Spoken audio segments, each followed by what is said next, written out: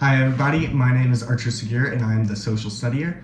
Today we are here with Mr. Joe. Would you like to introduce yourself? Yes, my name is Joe Bernal. I live in West Monroe, Louisiana, and I have been asked by Archer for this interview. I'm happy to do it. You were born in Cuba, Havana, Cuba, right? Yes, I was born in Cuba, in Havana in 1950. Now, what are some unique aspects about Cuban culture that separate it from other Hispanic countries? Well, I think our music is unique. It's a combination of Spanish and African rhythms with Spanish music. I think our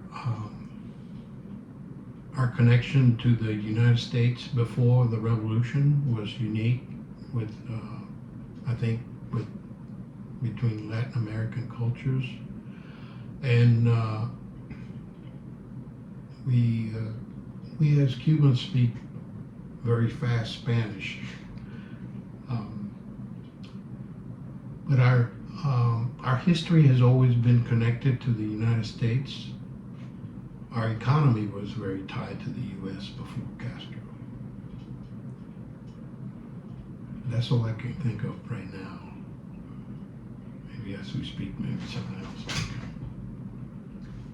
Do you remember what life was like in Cuba before the revolution?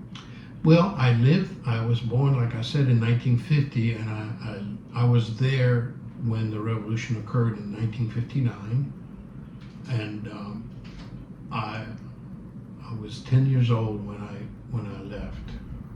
So what I remember of Cuba as a child was I have a good childhood. I didn't think of Cuba as being a third world country. I don't think we referred to countries at that time as third world. My father was an attorney, so we lived in a very comfortable household.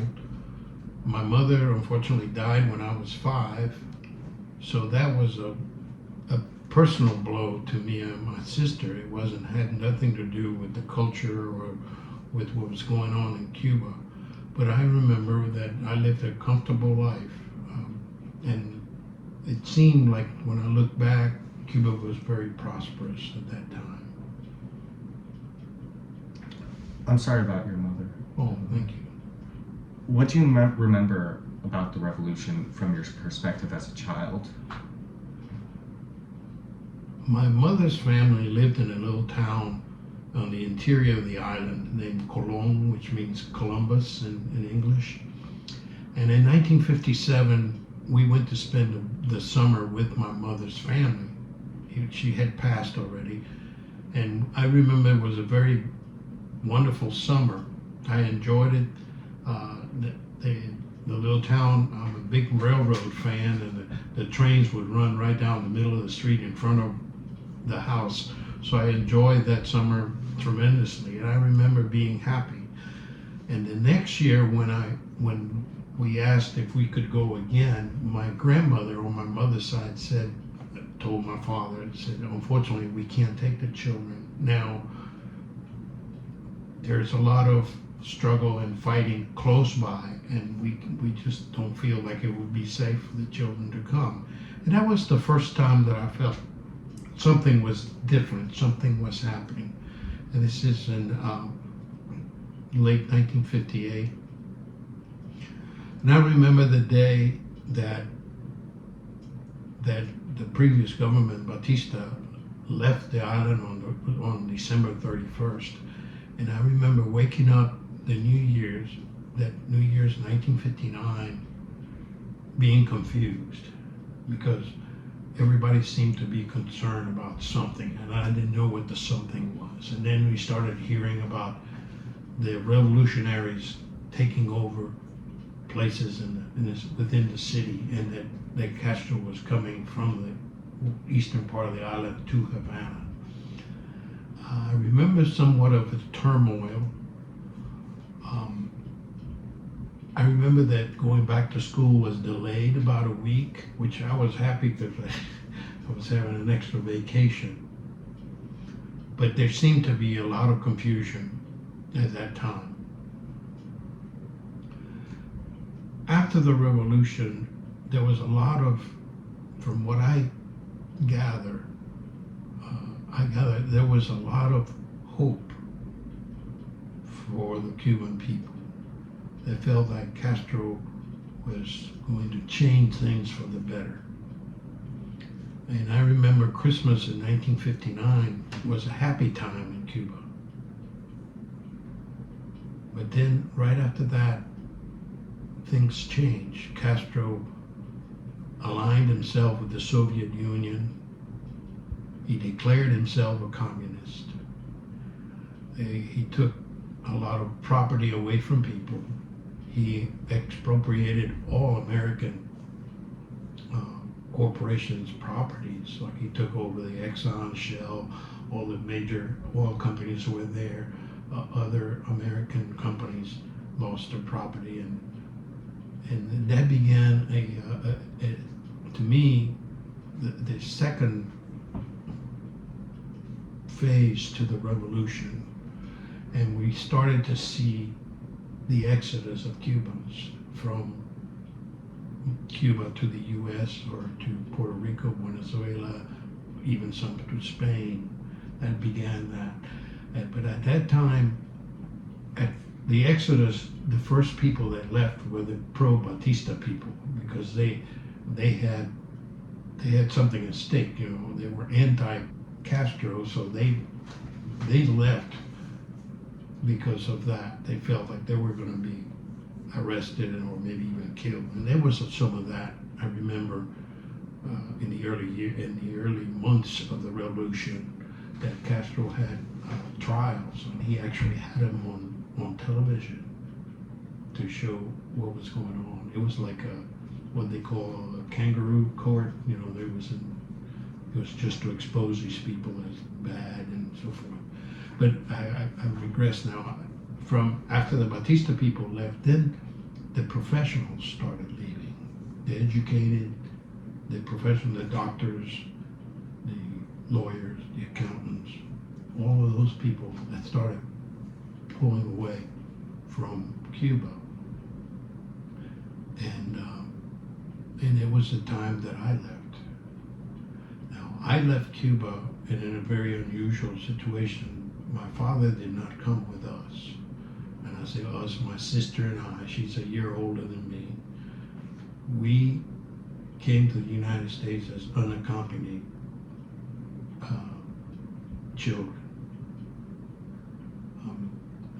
Later in years, I learned that what they called Operation Pedro Pan, which was a way of getting children away from Cuba to the United States without their parents.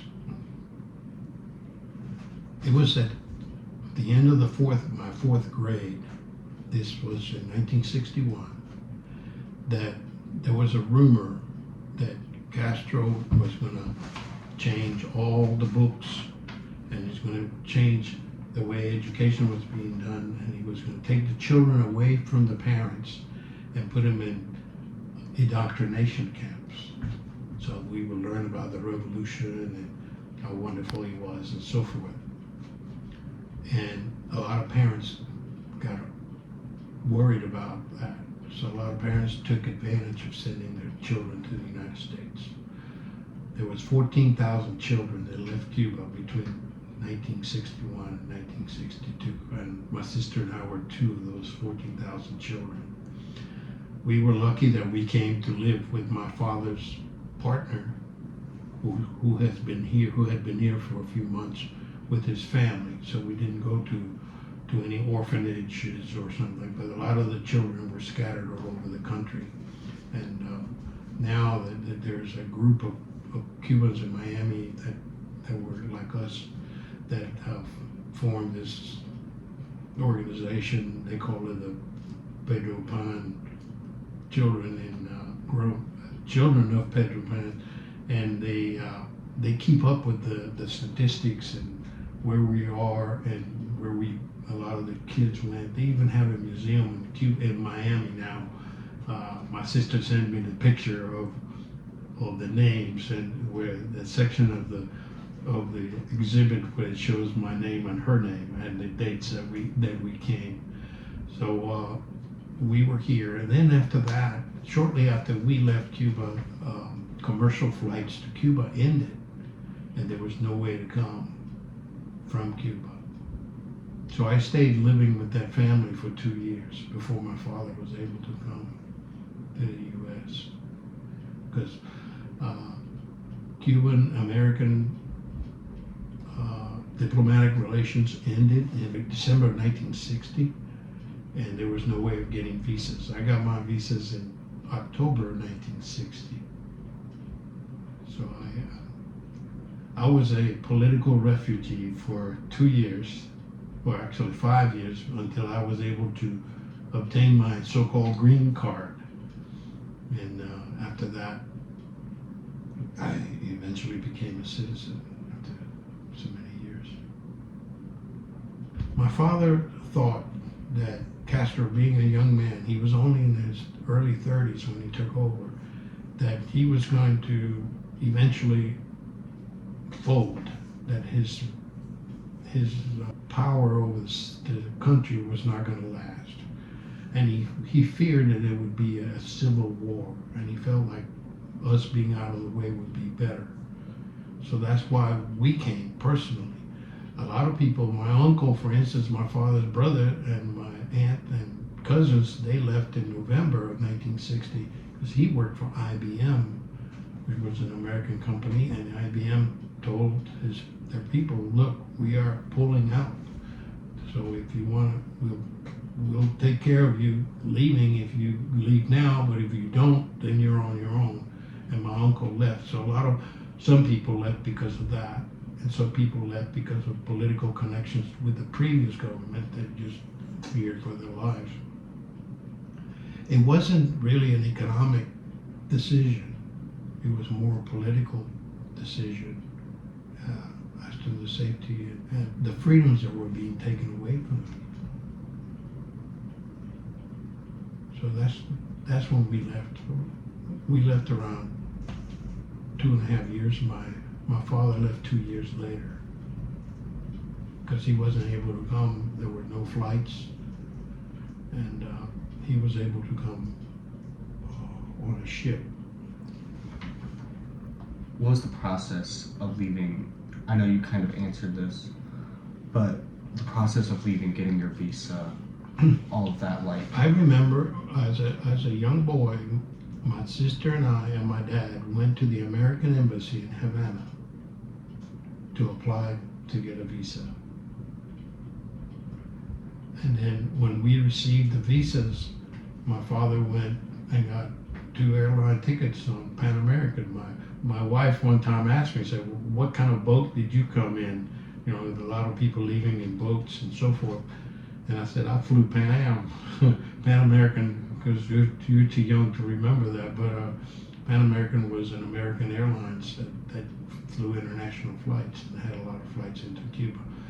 So when the day of our flight came, I remember going to the airport there in Havana, and after a little while we went into what they called the fish bowl, because it was a glass enclosed waiting area, sort of, and they processed us to leave.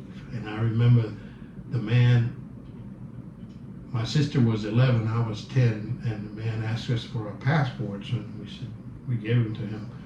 And the man said, your parents are not going with you? And so we said, no. He said, that's because they don't love you.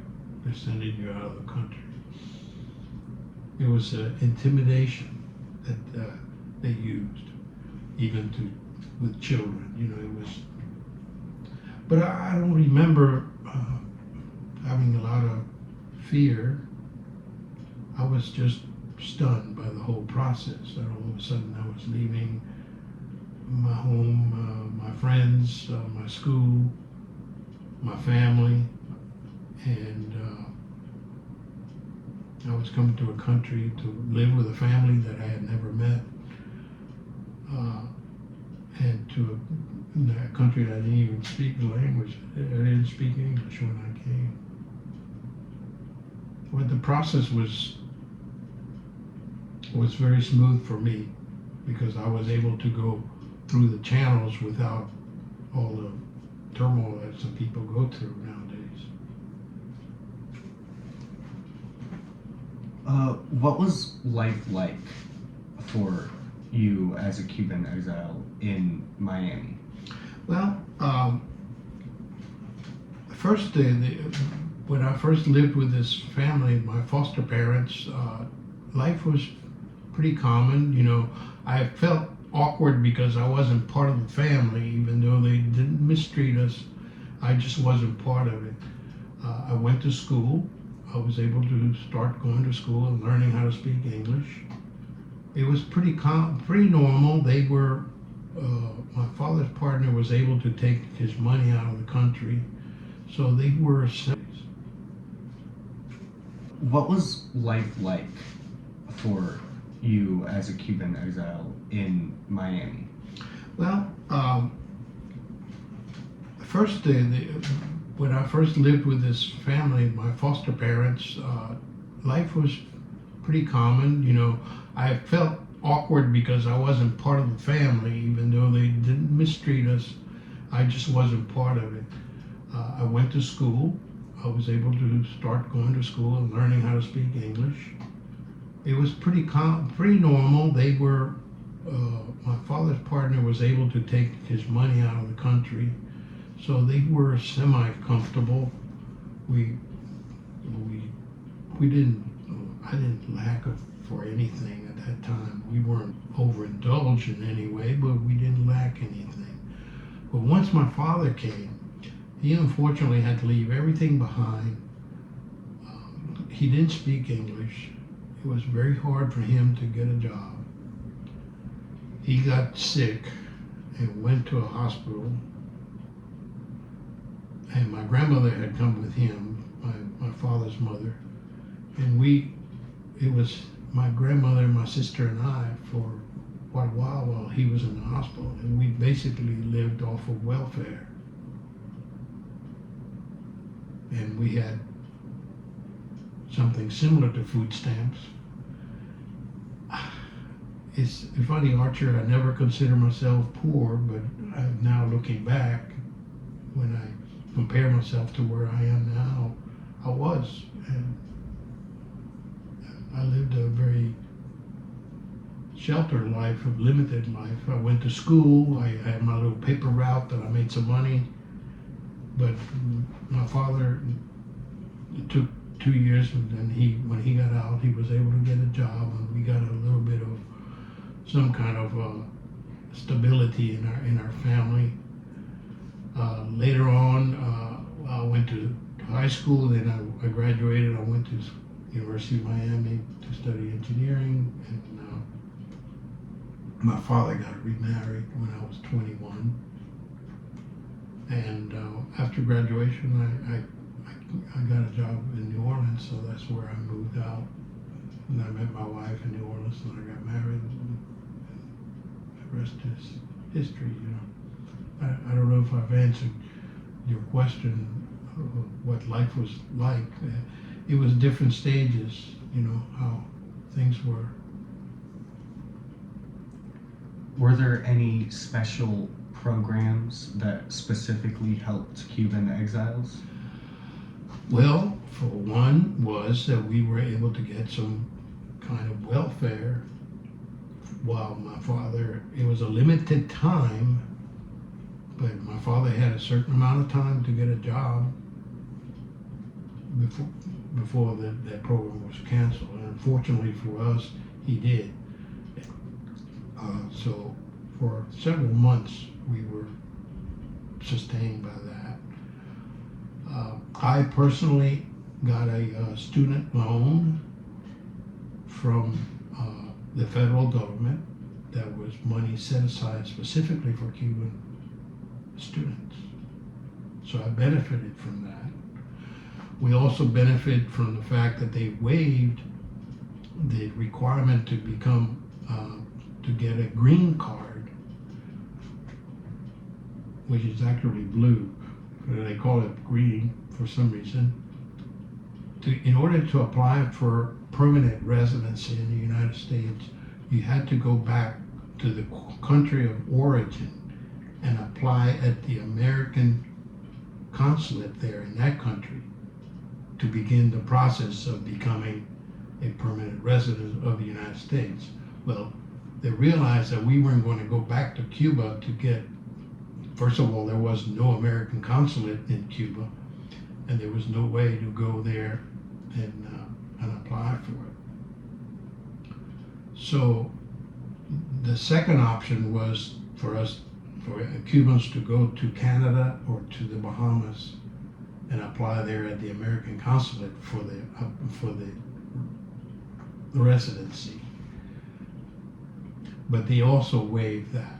So what they said was that we had to be in this country at least 5 years before we could apply for our green card, so to speak.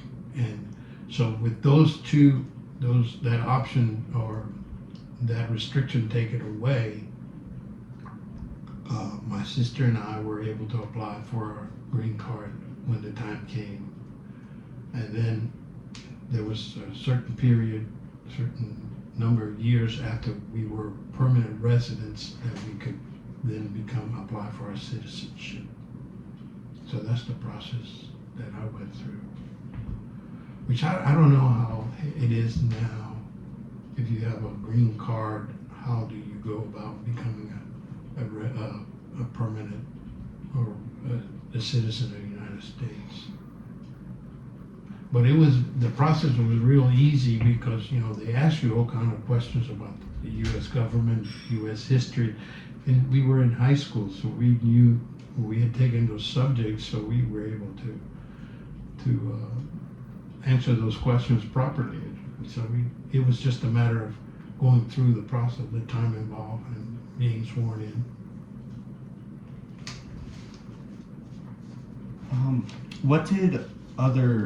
Did you interact with other Cuban exiles during your time in Miami? And what did they say about it? Oh, absolutely.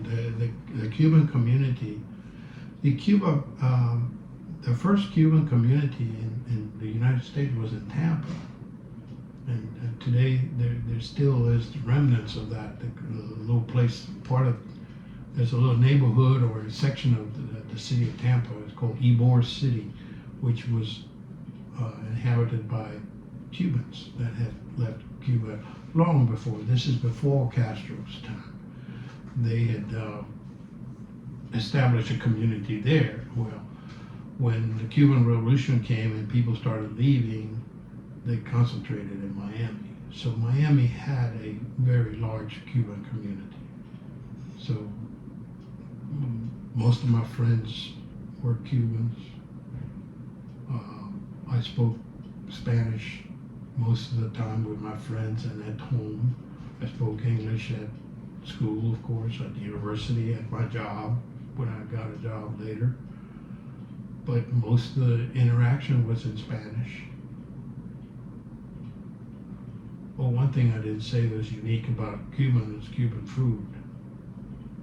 Our food is also a mixture of Spanish food and African plants and vegetables that the slaves, Cuba had slaves just like the United States to harvest the sugar cane. What did these Cuban exiles say about the Castro regime? Well, there was a lot of animosity towards Castro, borderline hatred. The Cubans have always felt the Cubans, they had the invasion. I don't know if you heard about the Bay of Pigs invasion, which was mostly Cuban exiles that were trained by the U.S. to invade Cuba to take it back from Castro. I was still in Cuba when that happened, and I remember hearing artillery fire, airplanes flying over back when I was a kid in Havana. I remember that. I wasn't in a battle zone, but there was, what happened there was the people of Cuba were told that the people that had invaded were Batista's people. So they were pro-Castro at that time, and the country was for Castro, and they were able to capture all those men at the time of the invasion. So the Cuban community, even to this day, is very anti-Castro. Even though Castro himself is dead, his brother's still alive, but he's semi-running things. They got a new president that's basically a puppet of the Castro that's there and still alive. But it's very, very strong feelings against, even though there's a lot of travel now, a lot of Cuban exiles can go visit Cuba, and people from Cuba can come and visit and go back. You know, there's a little bit of a leeway in the travel between the two. And it's interesting because I don't know if I told you, but I was able to go back to Cuba in 2015 when things started opening up. And the people I talked to in Cuba said that they sometimes come to the United States to visit family and so forth, but that they don't mix with the original group of exiles. And you know, I've been away from Miami for so long that I don't know how exactly that relationship is and what's going on there. But I know there's a lot of talk about going back to Cuba, and a lot of people long for a free Cuba. It still hasn't happened. You know, I thought that when the Obama government had opened up relationships, we actually have an embassy now, reopened the American embassy in Havana, and we have direct flights from the U.S. to Cuba now. I thought that would begin the thawing out of this animosity and eventually getting, you know, normalizing relations with Cuba and maybe even improving the economic situation to the people there. Because I was appalled and I was just shocked at the economic situation. I got to see a lot of the sites that I remembered as a child, but I mean the whole city is dilapidated. Havana was a beautiful city and a very prosperous city, and now it's just in shambles. So there is, to answer your question about the Cuban exiles, there's still a very anti-Cuban government sentiment. In fact, when I went to Cuba, I asked some people if they had gone, and the answer was, I would never go back and give these communists a penny of my money. And so I knew how hard it was. I don't know if it's because I've been away from it for so long now. I left Miami in 1974, so it's been over 50 years now that I've been away from the Miami community, the Cuban community. But my sister still lives there, and sometimes she tells me about what's going on there. She knows more about that than I do. So there is a strong feeling against the communists in Cuba. Even though my father's generation is gone now, and my generation, I'm 75, so my children have never been to Cuba. My sister's children who were born in Miami in the Cuban community have never been to Cuba. So there's starting to be a new generation of Cuban descendants that have never been to Cuba. And so eventually I think that's going to break away or the animosity among both sides may go away because people don't know him. While I was in Cuba, a lot of the young people there did not know what Cuba was like before Castro because they were all born. I'm 75. I left as a 10-year-old. So anybody that was born before 19 or after 1960, they were just children when Castro took over. They don't know anything about. So those people are now what, 65 or younger. So the whole Cuban population, most of it, 90% is they never lived before Castro. So that's all they do. And the younger generation that has been born in Miami,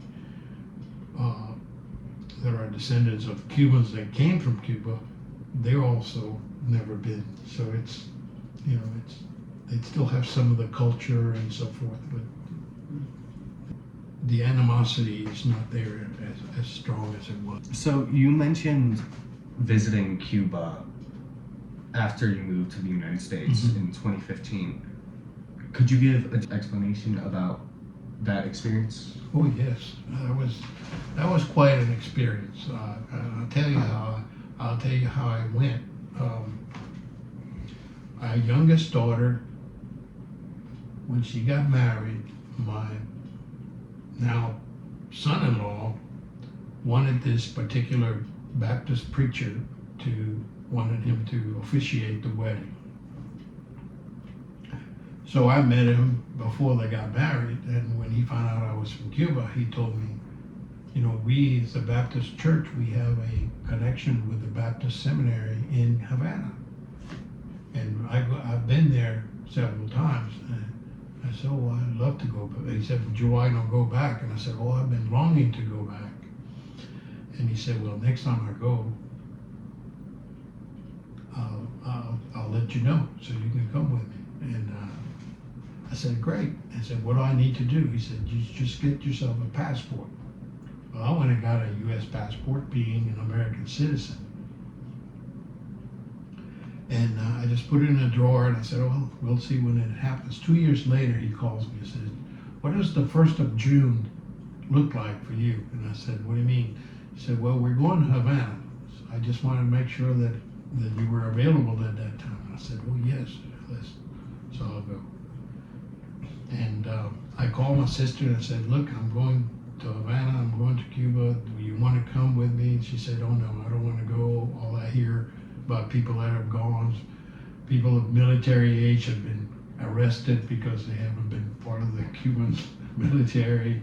Other people were fined because they came in with the wrong passport. There was a lot of horror stories and bad stories. I started worrying about that. But my wife decided she wanted to come. And I was starting to get worried about going. The day before we left, or 2 days before we left, we'd received the visas. There was 5 men, including me and my wife. There was 6 of us. My visa was different than everybody else's because I was a Cuban citizen, according to them. So when I started to get worried because I heard the stories from my sister and so forth. So, but the pastor told me, he said, Joe, if you don't want to go, don't get on the plane. And I hung up, and I told myself, what am I doing? My mind was telling me, don't go, because of all the stories, and people are trying to leave, people are getting killed trying to get out, and here I am going back in. But my heart was saying, no, you gotta go. I wanted to reconnect with my childhood home. I wanted to reconnect with where I'd gone to school, where I had lived. I wanted to see my mother's grave, which I had not seen. So I had several emotional reasons why I wanted to go. So I went, and it was very interesting. because when we got to Havana, they had said that I needed to have a Cuban passport. Well, I didn't have one. I just had an American passport. But they didn't do anything to me. It just kind of asked me a few questions that I don't remember, and they let me in. So I went in, and we stayed there for a few days, and it was a very nice visit as far as reconnecting with some of the things. I got to see my mother's grave. I went to my school. I went to see some of the things, you know, around the city. I went to see the house where I used to live. So it was a very nice trip. And then when we left that day at the airport in Havana, all 5 of them went through, and they said, "Please step aside." I said, "Oh, I wonder what this is about." And what had happened was they didn't know what to do with me. This was prior to having an embassy or anything in Havana, so I had no recourse. They wanted to retain me for whatever reason.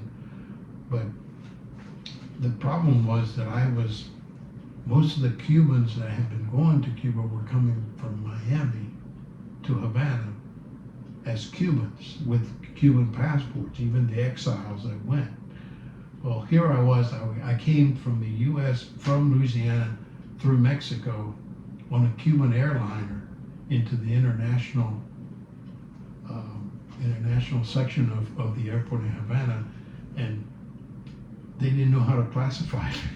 So after discussion with their supervisor or whatever, they just said, "Okay, well, you go." So they let me go.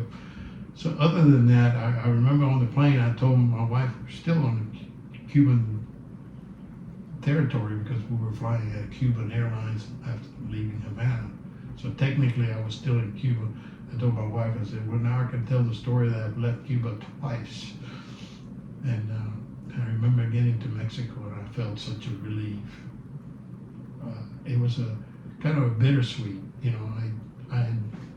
I liked being there. I was devastated by the poverty I saw and the dilapidation of the buildings and things that I remembered. And I was, of course, concerned about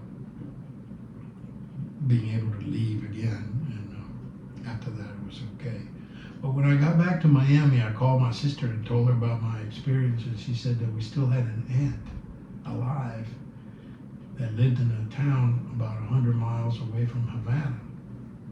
So I called up Pastor Harrison and I said, "Pastor, if you go back again, I'd like to go back with you so that I can go visit my aunt, who I haven't seen in 60 years or so." I was 6 years old when I left, and I was 66, and she was a young 30-year-old, and now she was in her 90s.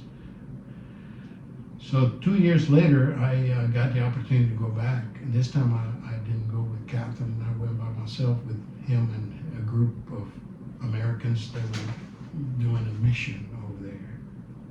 And I got to go visit my aunt. So it was a very emotional reunion. She was my mother's sister, the only surviving sibling on her side. And like I said, I hadn't seen her in 60 years. And I was glad I went because a year later she passed, and I was glad I got to see her. Other than, I mean, we stayed at a really nice hotel because they like to get dollars. So the rooms were very, very expensive. The hotel was wonderful. The food was great. But after I went to visit my aunt and I saw what meager food they had and actually offered me to eat with them, I just felt so bad that I was in this luxurious restaurant or hotel and the Cuban people were suffering. So it was really hard for me. But that's when I realized how sad things were. So it was a bittersweet reunion, but now I feel like I've done what I wanted to do. For so many years I longed to go back, and now I've been there and I've seen enough, and I don't have any desire to go back. What do you wish younger generations, especially those that you mentioned, these new descendants, this new generation of Cuban descendants, understood about Cuba, the revolution, and the exiles? Well, I feel like the ones in Cuba have been indoctrinated into seeing that what they have is a result of the revolution, not realizing that Cuba was much better before the revolution. And I wish that the younger people in Miami, really, they're looking ahead. They're born here. All they have from Cuba is the fact that their parents were born in Cuba. And I like for them to have something of the culture and recognize some of that. In my case, since my wife is American, I did not impose a Cuban culture on my daughters, and some of them, I know they've regretted. They regret that I didn't do it. And sometimes I look back and I say, well, I had an opportunity to teach them at least Spanish so they could be bilingual naturally rather than not. And I wish I had done that. I wish I had. Occasionally they ask me questions about it, but I've been away from Cuba for so long myself that I just have remnants of the culture. But it'll be nice to. It's just like other, like your grandfather. He's from the Cajun French culture, but he doesn't speak French. He knows he's from there, but my wife is from New Iberia down south too, and she doesn't speak French. Her father and mother spoke French, but they didn't teach them. So, generations start getting further and further apart from the originals, and you know about it, and I'm sure, I think if Cuba was returned back to being a democratic country and showed some stability, I think I would like to take my daughters back to Cuba so they could see some of the things where they're from and where their ancestors are from. But I don't have any strong feelings towards, if you're from Cuba you should be a Cuban. After all, our country here has been built by immigrants, and immigrants that hold their heritage, the customs. They celebrate them at times, but the bottom line is that we're all Americans. When the time comes, we're all the same team. It doesn't matter where we came from, but it doesn't mean that you have to let go of that. I don't know if I've answered your question. That's great. I think that's all we have for today. Thank you so much. Oh, you're welcome. I enjoyed it very much. I encourage you to continue. You're doing a great job. Thank you, sir.